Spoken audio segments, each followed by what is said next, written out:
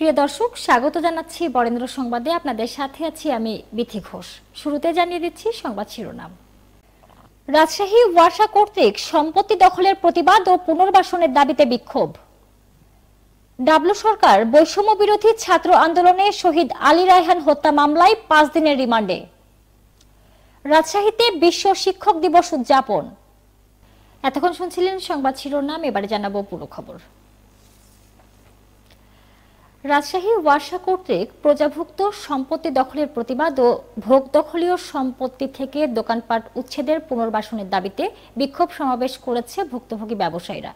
শনিবার সকাল 10টায় জেলার গোদাগাড়ী উপজেলার ডাইংপাড়া চত্বরে নাগরিক স্বার্থ সংরক্ষণ কমিটির ব্যানারে এই বিক্ষোভ কর্মসূচি পালন করা হয়।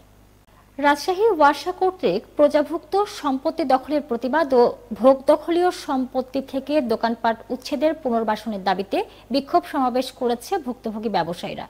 শনিবার সকাল 10টায় জেলার গোদাগাড়ী উপজেলার ডাইংপাড়া চত্বরে নাগরিক স্বার্থ সংরক্ষণ কমিটির ব্যানারে এই বিক্ষোভ কর্মসূচি পালন করা হয়।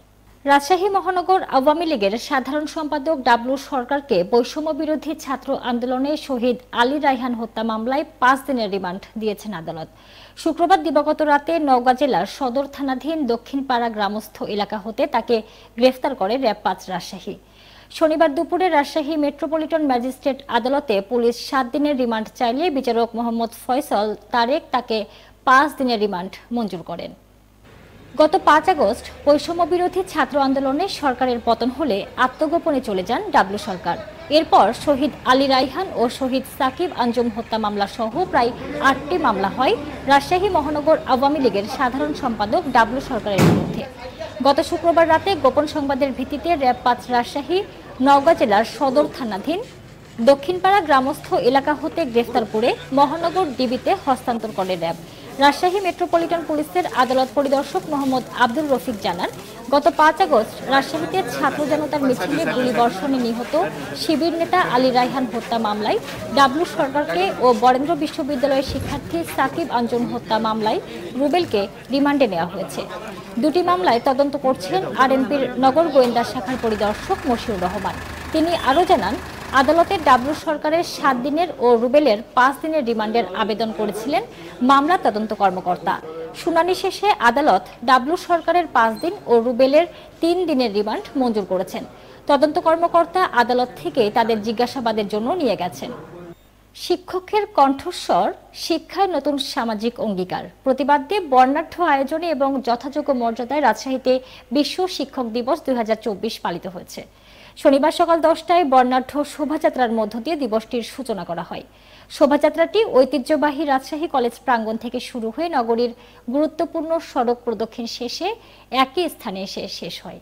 এরপর কলেজ অডিটোরিয়ামে আলোচনা সভার আয়োজন করা হয়। এতে প্রধান অতিথি হিসেবে উপস্থিত ছিলেন রাজশাহী বিভাগীয় কমিশনার ডক্টর মোহাম্মদ হুমায়ুন কবির। এ সময় প্রশাসনের ঊর্ধ্বতন কর্মকর্তা, বিশিষ্ট শিক্ষানুরাগী, শিক্ষক নেতৃবৃন্দ এবং বিভিন্ন শিক্ষা প্রতিষ্ঠানের শিক্ষক শিক্ষিকারা উপস্থিত ছিলেন। আলোচনা সভায় বক্তারা বলেন, শিক্ষকদের সম্মানিত করতে এরই মধ্যে বিশ্ব শিক্ষক দিবস উদযাপন নীতিমালা 2024 প্রণয়ন করা হয়েছে। দিবসটির লক্ষ্য ও উদ্দেশ্য হচ্ছে শিক্ষকদের উৎসাহিত ও অনুপ্রাণিত করা। তিনি বলেন, শিক্ষিত জাতি গঠনে শিক্ষকদের অসামান্য ভূমিকা রয়েছে। আগামীতে সকল চ্যালেঞ্জ মোকাবিলা করে জাতিকে সুশিক্ষায় শিক্ষিত ও আদর্শবান করে গড়ে তুলবেন, এমনটার প্রত্যাশা করেন আলোচকরা। এর আগে দিবসটির যথাযথ মর্যাদায় পালন করার অনুরোধ জানিয়ে সকল শিক্ষা প্রতিষ্ঠানে চিঠি দেয় শিক্ষা মন্ত্রণালয়।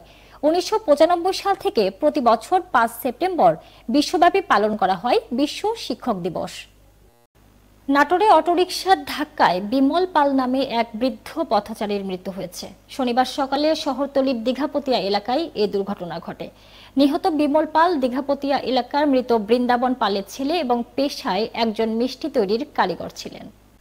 নাটোর সদর থানার উপপরিদর্শক কৃষ্ণ মোহন সরকার ও নিহতের পরিবারের সদস্য সহ স্থানীয়রা জানায়, প্রতিদিনের মতো আজ সকালেও বাড়ি থেকে বের হয়ে শহরে তার কর্মস্থলে যাচ্ছিলেন তিনি। পথে দীঘাপতিয়া এলাকায় রাস্তা পারাপার হওয়ার সময় পেছন থেকে একটি অটোরিকশা তাকে ধাক্কা দেয়।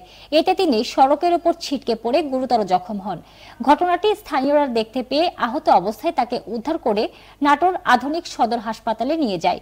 সেখানে তার অবস্থার অবনতি হলে উন্নত চিকিৎসার জন্য রাজশাহী মেডিকেল কলেজ হাসপাতালে প্রেরণ করা হলে পথিমধ্যে বিমল পালের মৃত্যু হয়। এদিকে স্থানীয়রা অটোরিকশা সহ চালককে আটক করে রাখলেও নিহতের পরিবারের কোনো অভিযোগ না থাকায় অটোরিকশা সহ চালককে ছেড়ে দেয় স্থানীয়রা। শিক্ষকের কণ্ঠস্বর, শিক্ষায় নতুন সামাজিক অঙ্গীকার, এ প্রতিপাদ্য নিয়ে নাটোরের শোভাযাত্রা ও আলোচনা সভার মধ্য দিয়ে বিশ্ব শিক্ষক দিবস পালন করা হয়েছে। দিবসটি উপলক্ষে শনিবার বেলা 11টার দিকে নাটোর জেলা প্রশাসন, জেলা শিক্ষা অফিস ও জেলা প্রাথমিক শিক্ষা অফিসের আয়োজনে নাটোর কালেক্টরেট ভবনের সামনে থেকে এক শোভাযাত্রা বের করা হয়। শোভাযাত্রাটি শহরের প্রধান প্রধান সড়ক প্রদক্ষিণ করে পুনরায় কালেক্টরেট ভবনে এসে শেষ হয়। পরে জেলা প্রশাসকের সম্মেলন কক্ষে এক আলোচনা সভা অনুষ্ঠিত হয়। আলোচনা সভায় অন্যান্যের মধ্যে উপস্থিত ছিলেন জেলা প্রশাসক মাসুদুর রহমান, আইসিটি ও শিক্ষা রওশন ইসলাম, জেলা শিক্ষা অফিসার শাহাদুজ্জামান সহ বিভিন্ন স্কুল ও কলেজের শিক্ষক শিক্ষিকারা।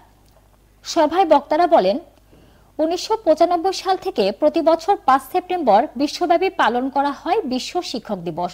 বিশ্ব শিক্ষক দিবসে শিক্ষা ও উন্নয়নের ক্ষেত্রে শিক্ষকদের অসামান্য অবদানের স্বীকৃতিস্বরূপ পালন করা হয়ে থাকে। বর্তমানে বিশ্বের 100টি দেশে এই দিবসটি পালিত হয়ে আসছে। অপরদিকে নবাব সিরাজউদ্দৌলা সরকারি কলেজের আয়োজনে এক বর্ণাঢ্য র্যালি ও আলোচনা সভা অনুষ্ঠিত হয়। এ ছিল বরেন্দ্র সংবাদে, সাথে থাকার জন্য ধন্যবাদ।